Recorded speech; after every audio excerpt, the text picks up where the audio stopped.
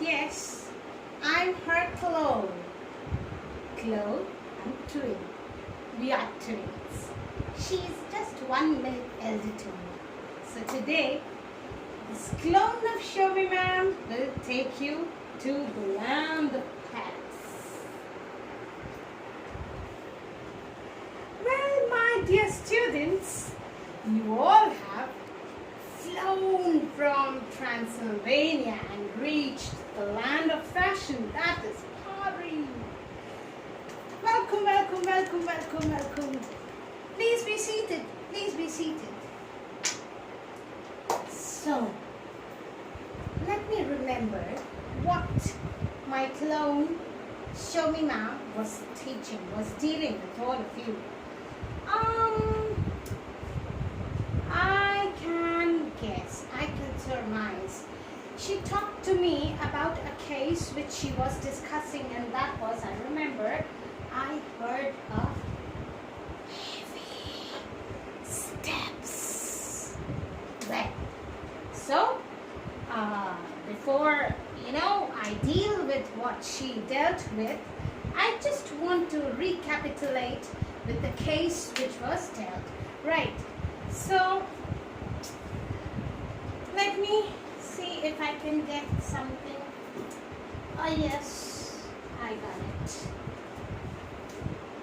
Well, children, as far as I remember, that case dealt with this beautiful silver antique lamp. Remember?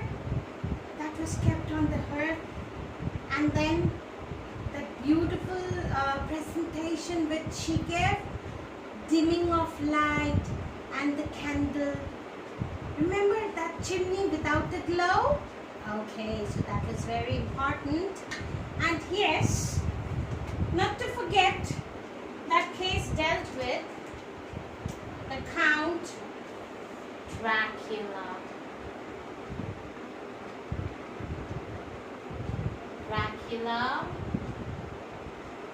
And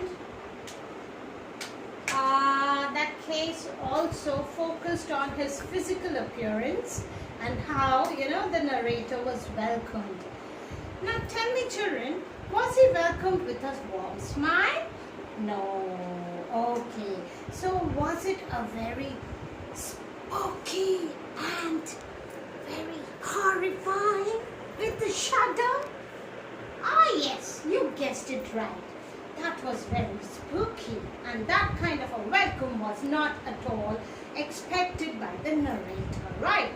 So, well, that case actually dealt with the warm welcome within quotes. Yes, it wasn't warm, but then it talked about how that narrator reached the doorstep of the Count Dracula, and he had to, talk about Selma. Right. So now the whole case revolved around only one thing, that was how he was welcomed, then how he was led to the room, the door was opened, and then he was so much famished, but alas, he wasn't given any food that time. Okay, so later on when they had the conversation, and then the narrator had close inspection and dissection of his nose, of his hands, remember? The long nails he had, and the squat fingers, which was very horrifying. You see? So that was there, and towards the end, what did the Dracula tell the narrator?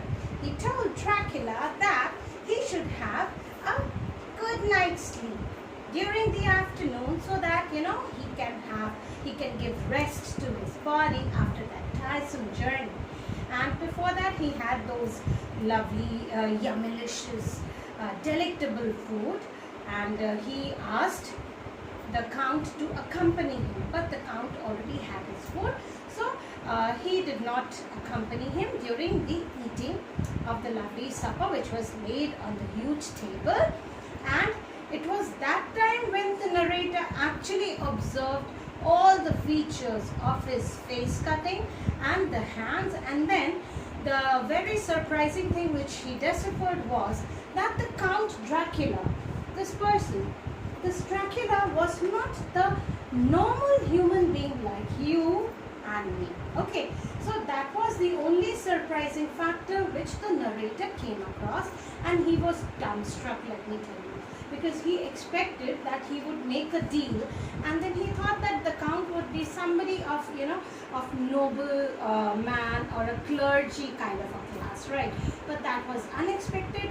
He came to know that it wasn't someone who is very much like one of us. Okay, so that was one thing. And the other thing was that the deal remained undealt, because he was totally so much taken aback by his appearance, by the way he was welcomed, and the gesture, the body language. So he was totally scared, and the whole story comes to an end by just one line, and that was spoken by the Dracula, that he should that the narrator should have rest by the time he would simply go out and go for a stroll, whatever he had to work with, right? So now, well, it's very hot. Let me just, you know, fan myself. You see, this I bought it from Palari. Isn't it beautiful?